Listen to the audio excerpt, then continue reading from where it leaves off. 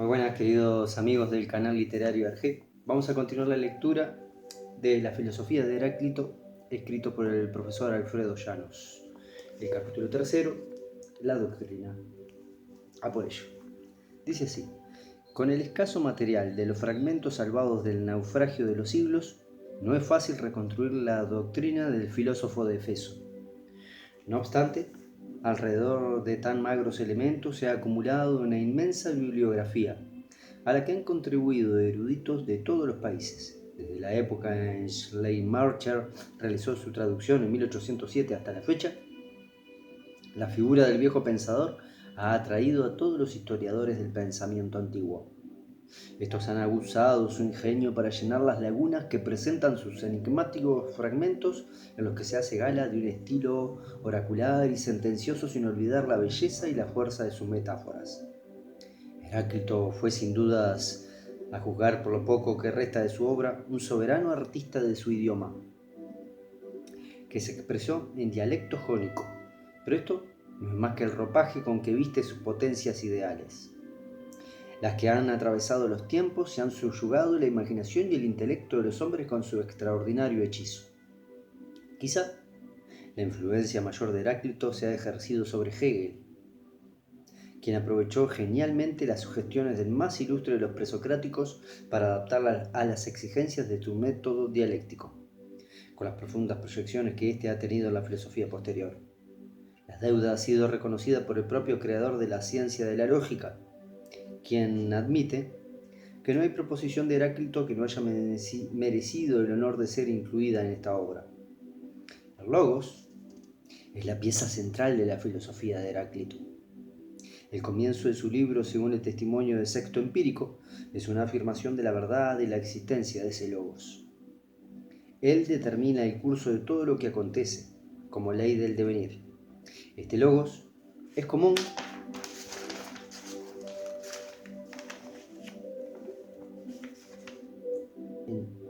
en dos sentidos, dice Alfredo Llanos. Primero, porque es universal. Segundo, porque es igualmente aprehensible por todos, aunque no todos logran entenderlo. Es necesario, en efecto, determinar el sentido de este vocablo, que en el idioma griego presenta una variedad de acepciones, muchas de las cuales pueden descubrirse en los fragmentos restantes de Heráclito. Guthrie registra la palabra logos, según se utiliza en el siglo V, 11 significados distintos. En el pensador de Efeso asume tres principales: disertación, causa y razón, y aún una cuarta: medida. Dice Heráclito en el fragmento 1 que el logos, nosotros preferimos conservar el término griego, es eterno. No lo entienden los hombres al escucharlo por primera vez ni después que lo han oído. Pues aunque todas las cosas acontecen de acuerdo con este logos, ellos dan la impresión de que nada sospechan, en tanto que realizan sus propias experiencias sobre las palabras y hechos que yo explico, cuando percibo cada cosa según su naturaleza y declaro cómo ella se comporta. Los restantes hombres, empero, tan escaso conocimiento tienen de lo que hacen en la vigilia, así como tampoco recuerdan lo que hacen durante el sueño. Es indispensable mencionar junto a este otros dos fragmentos que completan en parte la doctrina heraclítica del logos, el 2 y el 50, que expresan el primero. Por tanto, es necesario seguir lo común. No obstante, aunque el logos es común a la mayoría, vive como si poseyese su propia inteligencia. Y el segundo: después de haber escuchado no a mí, sino al logos, es sabio aceptar que todo es uno, es decir, todo está interrelacionado. Una cuestión previa debe ser aclarada antes de proseguir. ¿Este logos es una expresión personal del filósofo o es el instrumento a través del cual habla alguna misteriosa deidad trascendente? Burnet sostiene que el logos es ante todo el discurso del mismo Heráclito, aseveración que se opondría al sentido del fragmento 50, ya que mencionando donde parece quedar claramente establecido que el filósofo no se refiere a sus propias manifestaciones, sino a una especie de ley universal que explicaría el acontecer cósmico. Heráclito expresa, según Sexto Empírico, el logos eterno y común, mediante cuya participación nosotros nos convertimos en seres racionales. es el criterio de verdad. Puede discutirse este juicio de secto, pero conduce a un planteamiento demasiado nociológico. Pero es indudable que el Efesio distingue su discurso y el logos como ley del devenir. Existe por lo menos la acepción tácita de una objetividad que queda reconocida como existente fuera del hombre y que éste refleja mediante su conciencia. Esto quedaría confirmado en el fragmento 50 en cuanto el logo es, en efecto, algo que se escucha y que a la vez regula todos los acontecimientos y que posee existencia independiente de quien emite su expresión verbal. El fragmento 2 nos lleva un poco más lejos en cuanto introduce una exigencia un tanto extraña para captar en toda su gama de matices el contenido del logos. La necesidad de seguir lo común, de exunos, en dialecto jónico equivalente al clásico koinos. Evidente que por común Heráclito alude a lo universal, a la vigilia activa y lúcida que actúa en cada uno de los hombres y les permite trascender su objetividad para formarse una idea clara del funcionamiento del mundo como cosmos. Es decir, como conjunto ordenado de fenómenos. Este mundo, en la concepción heraclítea, no es algo quieto. Obedece a tensiones en lucha constante y que al conservar sus medidas mantiene dinámicamente su armonía siempre cambiante y de algún modo siempre repetida.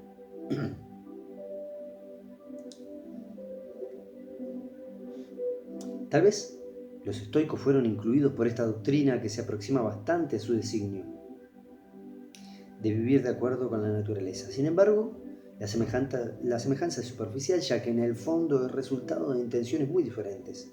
En Heráclito, el propósito es hallar mediante la abstracción intelectual una ley que dé cuenta del devenir y del origen concreto del mundo, que en su movimiento debe tener como base la permanencia de alguna materia. En cambio, en el estoicismo su apelación a la naturaleza es de orden ético y religioso. Algunos idealistas consideran al logos de Heráclito sin mayor sentido como la razón universal. Los estoicos designaban con este término la ley del mundo físico y espiritual, dado que estos se fundirían en una unidad panteísta. Filón, por su parte, desarrolló una teoría del logos como conjunto de las ideas platónicas y también como fuerza creadora que media entre Dios y el mundo creado. Otra interpretación análoga se encuentra en el plotinismo y entre los gnósticos, más tarde en los textos cristianos, con matices distintos en Johannes Scout. Aparece una idea semejante. Para el Heráclito, sin embargo, el logos significa la ley universal, fundamento del mundo. Todo se ejecuta según el logos, que es eterno, universal y necesario, de modo que se halla por encima de toda otra concepción. Hemos observado ya el estilo oracular de Heráclito, el carácter a veces un tanto desarticulado y pictórico de los enunciados en que se vuelve su pensamiento. Hay que insistir, empero, en que sus fragmentos no son aforismos escritos a la manera de Nietzsche. Por ejemplo, sino parte de un libro que tuvo unidad y coherencias internas, aun cuando su puntuación o el uso de ciertas partículas, según señala Aristóteles en la retórica, no fuera siempre cómodo para los mismos lectores griegos de otra generación. Es necesario extraer de ese manojo de pasajes, irreductible a todo ordenamiento, un esquema clarificado, casi un sistema, y ello es posible si se ubican en un contexto lógico las piezas clave de su concepción del mundo. Desalienta, por supuesto, comprobar cuántas diferentes versiones heraclíteas han sido anticipadas en el pasado y continuarán siendo en el futuro. En este, un resultado natural de la riqueza condensada de las grandiosas ideas de Heráclito, de las características acentuadamente dinámicas de su reflexión. Según Farrington, Ciencia y Política en el Mundo Antiguo, el sistema de Heráclito fue uno de tantos. Sorprende esta expresión en un crítico de la talla de este innovador en los estudios de la filosofía griega antigua. Quizás sea necesario disculpar su ligereza. Y es cierto, como afirman algunos eruditos, Reed entre ellos, que los ingleses, aún los más agudos, consideran que la dialéctica es solo una palabra, a la que en el mejor de los casos se le asigna un significado recóndito. Sin duda por eso puede decir Farrington, que el efesio no dio más que uno de los muchos pasos transitados sobre el camino que conduce a este puerto seguro. Por eso todas las escuelas posteriores que quisieron fundarse en el sistema de Heráclito renunciaron automáticamente a recorrer todo el arco de la filosofía natural griega. Este fue el defecto de los estoicos. Por parte de Epicuro, al contrario, la elección del atomismo como base física de su sistema fue una prueba de competencia. Resultó la mejor elección que podía hacer un hombre que estuviera al corriente de toda la historia del pensamiento griego. Es evidente que toda esta requisitoria es una exageración del distinguido erudito. Los méritos de Epicuro son inestimables en muchos aspectos, pero olvidar que Heráclito es el descubridor de la dialéctica objetiva y que con este aporte abrió derroteros inéditos a la filosofía es caer en un grave desconocimiento de lo que se pretende señalar. Epicuro no pasó más allá de su tiempo. Heráclito desbordó un camino que todavía no se ha terminado de recorrer. Algunos sistemas presocráticos, manifiesta Guthrie, parecen el producto de una sola idea central, al extremo de que es difícil ubicarlos en una exposición continua. Semejan círculos de los cuales Heráclito decía en el fragmento 103 que el comienzo y el fin son comunes. El problema reside entonces en elegir el mejor punto de partida, el orden más claro para presentar esas partes inconexas y darles vida. Coincidir con la visión íntima de Heráclito será siempre ilusorio porque no podemos reconstruir jamás el ámbito social y político en el cual se movió, ni su mundo circundante.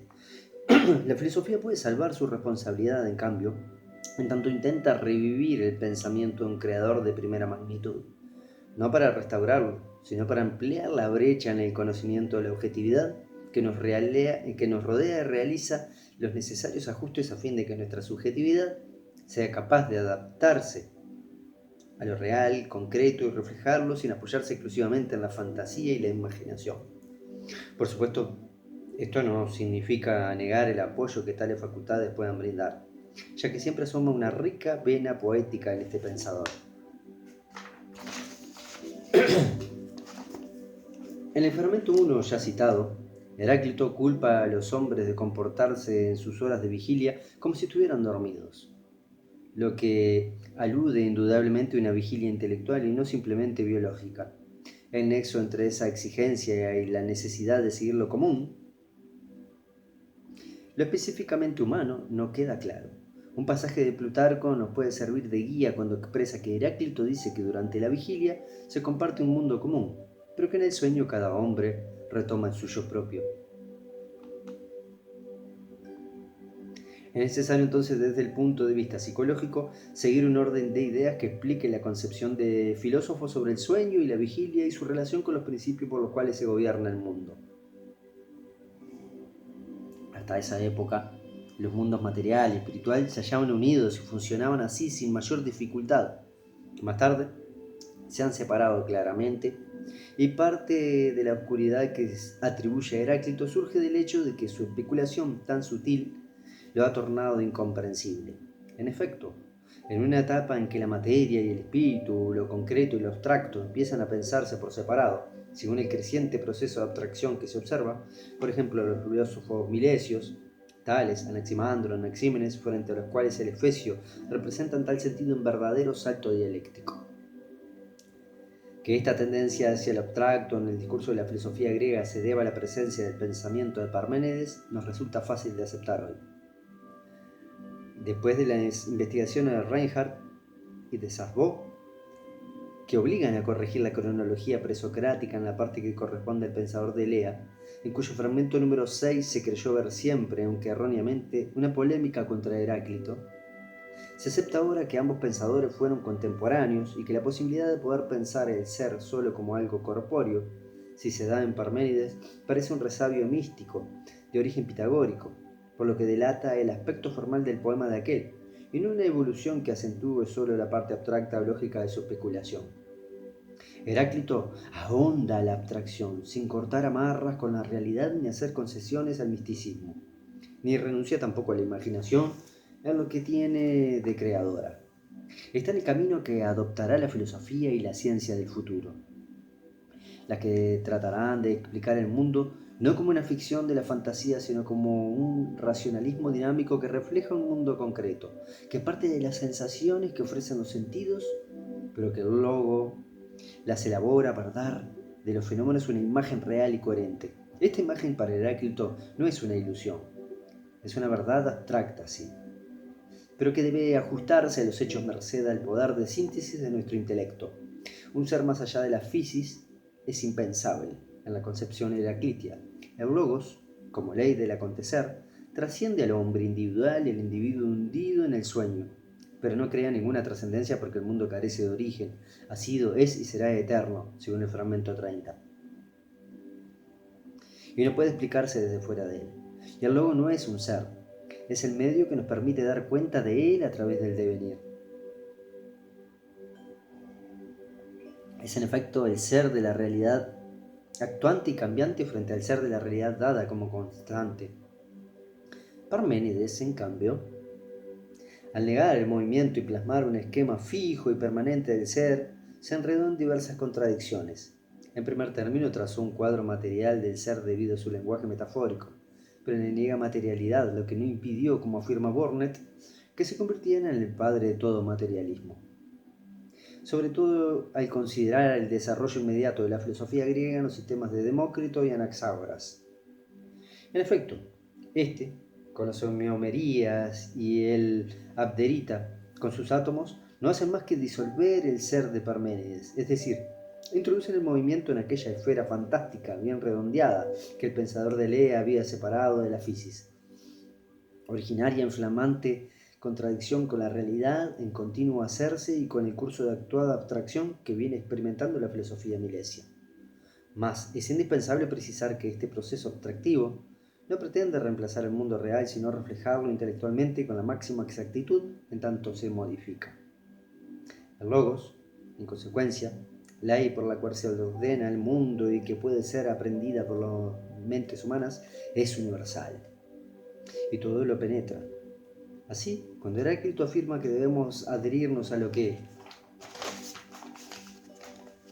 es común, quiere significar esta fuerza que participa del espíritu y la materia y que constituye el orden racional y dinámico. En el lenguaje de Heráclito ella ordena o guía todos los procesos. Según el fragmento 64, el rayo, el fuego, es por otra parte la materialización del logos. Dirige todas las cosas. La fuerza divina universal que confiere el orden racional al cosmos es a la vez una entidad física y material, hecho congruente dentro del clima general de pensamiento del siglo V. Perdón. Se comprende que participamos en él por medios físicos, que incluyen la respiración y los conductos que proveen los órganos sensibles. Heráclito no condena a los sentidos como en verdad hace Parménides. Según el Efesio, los sentidos son solo malos testigos para aquellos cuyas almas carecen de la necesaria intuición para comprender el mensaje que transmiten.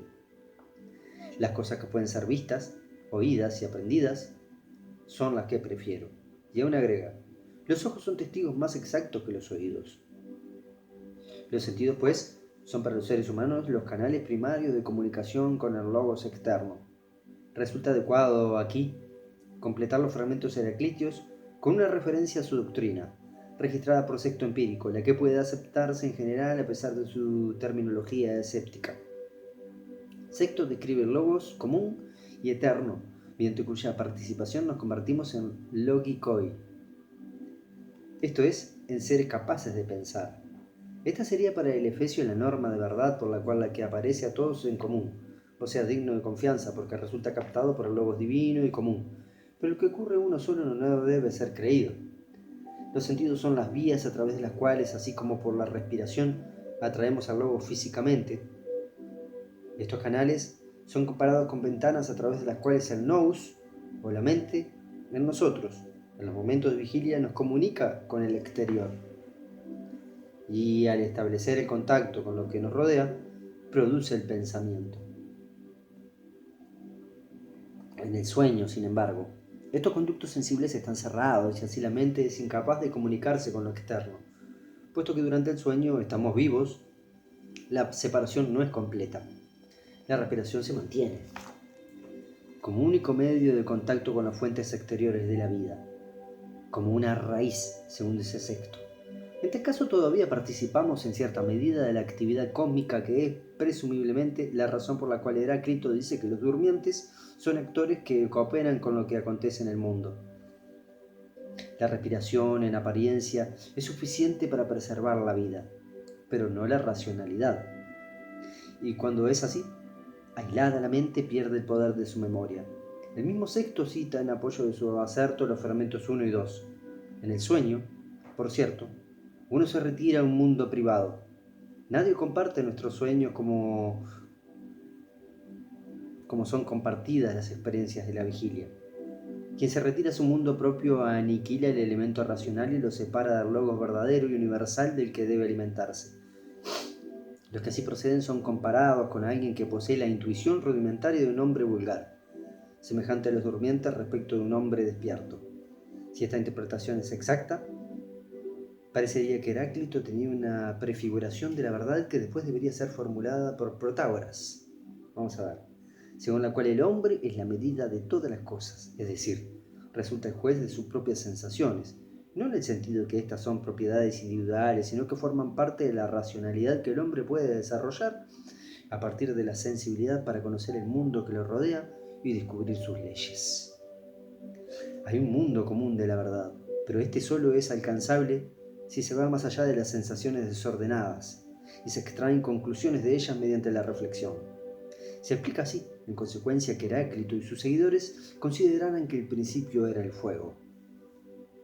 Hablan a este respecto como si fuera la argé y la physis. De todas las cosas en el sentido de los milesios. Teofrasto, por ejemplo, expresa: Hipaso de Metaponto y Heráclito de Efeso convirtieron el fuego en argé.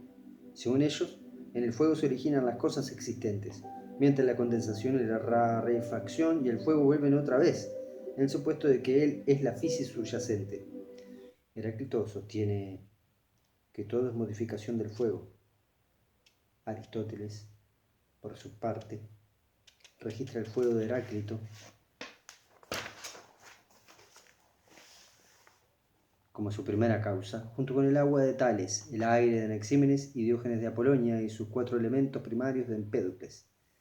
La primacía del fuego aparece también aludida claramente por Platón en el Crátilo. El logos es representado materialmente por el fuego. Se deduce entonces que la razón universal en su mayor pureza es cálida y seca, es decir, supone algo luminoso, vivaz, fogoso. Lo mismo vale para el alma seca, la que ha superado la lobreguez de la humedad. Aunque en un símbolo abstracto, el fuego es para Heráclito la más elevada forma de la materia, el vehículo para el alma y la mente, o quizás el alma y la mente mismas. No se debe imaginar como una llama o resplandor, sino como una especie de vapor invisible, que hace recordar con ciertas reservas la concepción del neuma de Anaxímenes. Fuego es, por tanto, el nombre que Heráclito da a la exhalación seca de que consiste el alma. De esta manera la estupidez y la muerte están relacionadas con el frío y la humedad. El alma seca es la más sabia y la mejor.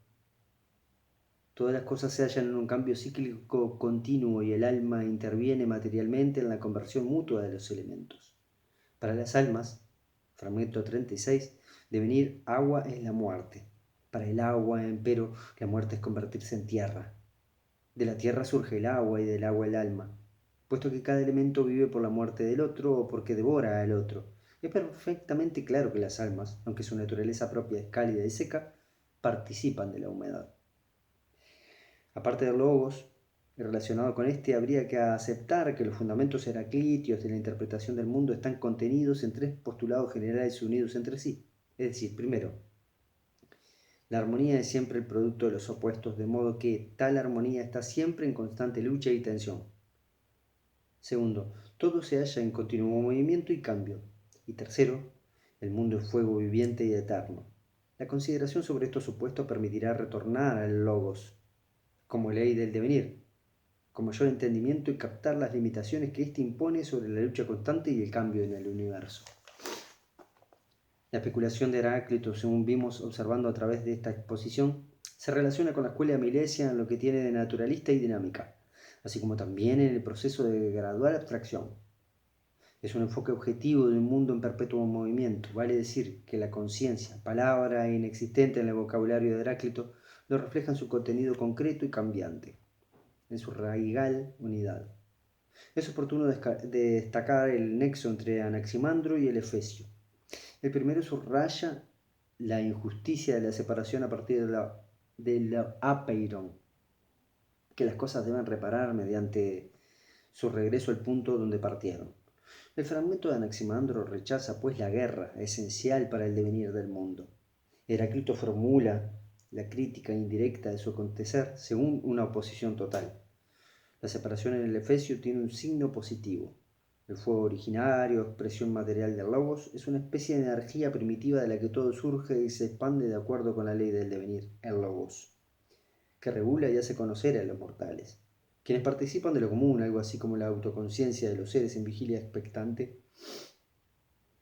Anaximandro parece salir apenas del pensar arcaico. Su naturalismo conserva resabios míticos y hasta puede adjudicársele la creencia en el eterno retorno que obedecería a la concepción cíclica que domina en la especulación griega. Por eso resulta exagerada la idea de J. Brown, Heráclito, París 1965, de asignar a Heráclito esta doctrina, puesto que la metafísica se halla ausente en él.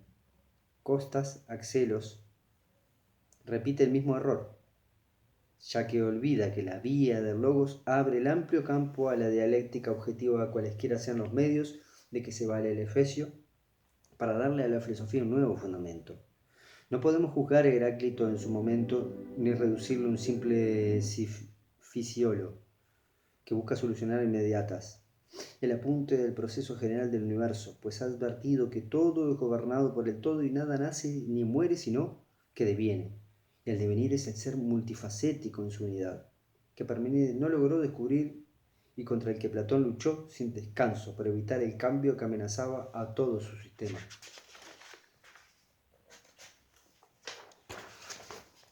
Es largo este capítulo. Es la suya, en suma, una visión omnicomprensiva, captada en su plástica y viva estructura, la que crea su propio orden interno. La expresión más brillante de este universo centrado en sí mismo está dada por la doctrina de la armonía de los opuestos, en la que Heráclito reivindica para sí su título de creador de la dialéctica objetiva, aunque la palabra no está todavía en él. Los estudiosos de Heráclito antiguos y actuales no se ponen de acuerdo sobre lo que ellos llaman vocablos claves en la filosofía del pensador. Por eso creemos necesario insistir, antes de pasar al nuevo capítulo, en el concepto logos, intraducible a los idiomas modernos, pero con carta de ciudadanía ya generalizada. Logos, que nada tiene que ver con la extraña cuenta de razón de García Boca. García Vaca, ya hemos leído algo en este canal. A ver, denme un momento. Acá está. Revisen los videos anteriores en el que acá tenemos el libro de los presocráticos. Ya hicimos varios videos leyendo este libro, ¿sí? Revisen los videos anteriores. Continuamos. Decía acá el profesor Llanos que nada tiene que ver con la extraña cuenta y razón de García Vaca. Es algo más que una palabra. Refiriéndose a la palabra logos, ¿verdad?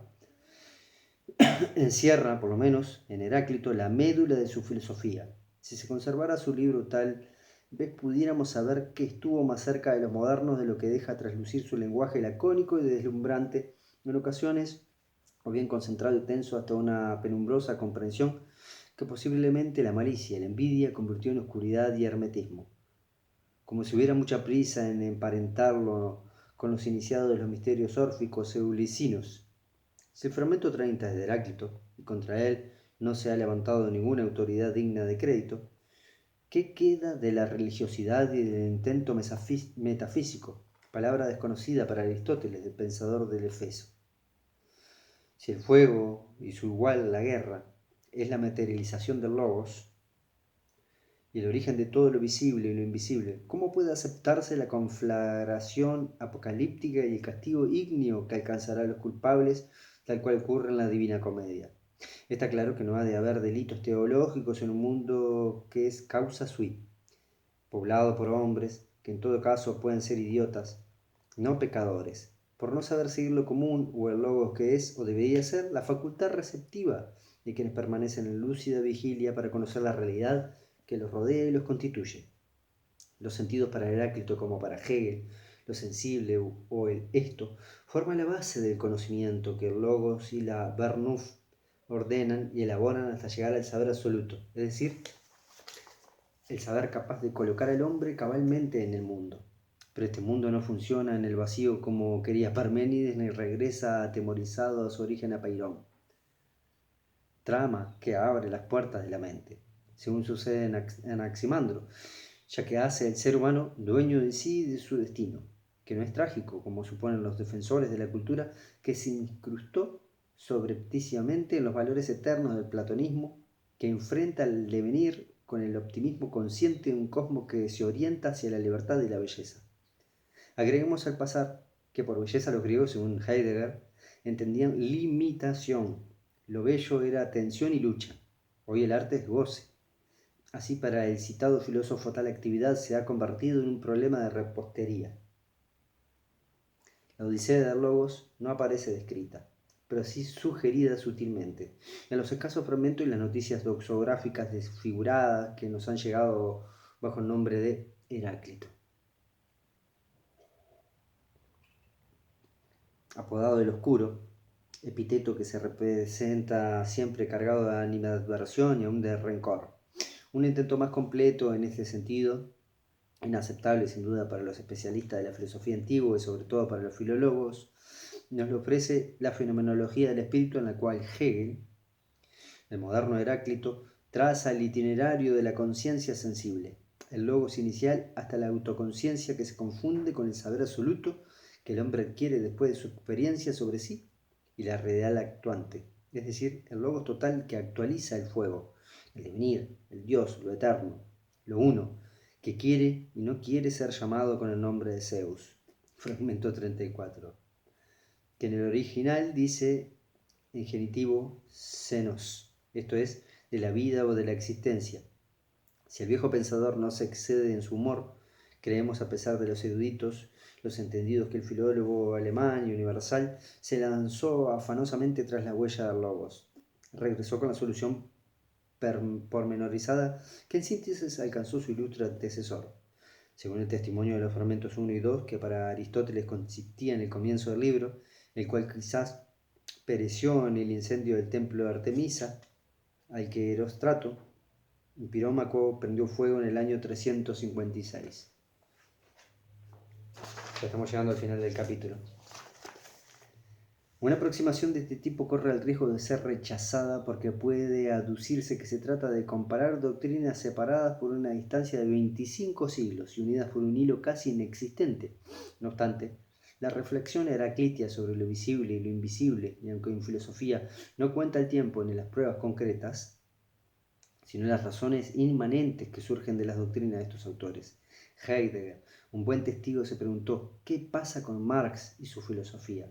Nosotros, con menos reservas, nos atrevemos a preguntar ¿qué pasa con Hegel respecto de Heráclito? Quisiéramos dejar aquí sugerida la cuestión sobre el logos y la autoconciencia, pero antes hemos de referirnos a un problema planteado por Teilhard de Chardin, quien a raíz del fragmento 75, los que duermen son artífices y colaboradores de los acontecimientos del mundo, ha expresado, entre otras cosas, según Brun, que veía en la bomba atómica, a pesar de los muertos de Hiroshima, un progreso admirable en la hominización y en la marcha hacia el punto omega. Nosotros no hemos ido tan lejos, solo pretendemos evocar un paralelo entre el logos heraclitio y el concepto hegeliano de saber absoluto, entre los cuales habría cierta semejanza.